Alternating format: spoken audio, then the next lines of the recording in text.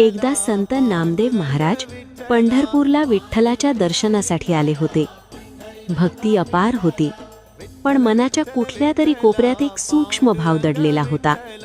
मी इतकी वर्ष कीर्तन केलं आहे, अभंग रचले आहेत, देव माझ्याशी नक्कीच विशेष आहे.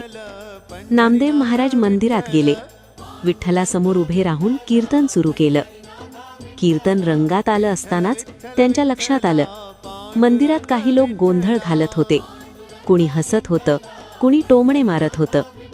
नामदेवांचे मन अस्वस्थ झालं. ते विठ्ठलाला मनातच विचारू लागले, देवा, माझ्या कीर्तनाला असा अपमान का?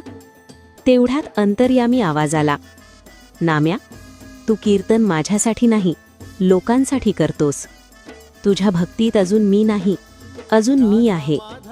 हे शब्द ऐकून नामदेव हादरले. क्षणाचाही विलंब न करता ते मंदिराच्या मागील बाजूला गेले, जिथे विठ्ठलाची पाठ होती. ते शांतपणे म्हणाले, देवा, समोर असो वा मागे, तूच आहेस. आणि तिथेच बसून पुन्हा कीर्तन सुरू केलं. तेवढ्यात चमत्कार झाला. मंदिरातील विठ्ठल स्वतः फिरून नामदेवांकडे तोंड करून उभा राहिला आणि म्हणाला, जिथे अहंकार संपतो तिथे मी उभा राहतो. त्या क्षणी नामदेव महाराजांच्या डोळ्यांतून अश्रू वाहू लागले, कारण त्यांना उमगलं, भक्ती म्हणजे मान, प्रतिष्ठा किंवा लोकांची दाद नाही. भक्ती म्हणजे पूर्ण शरणागती.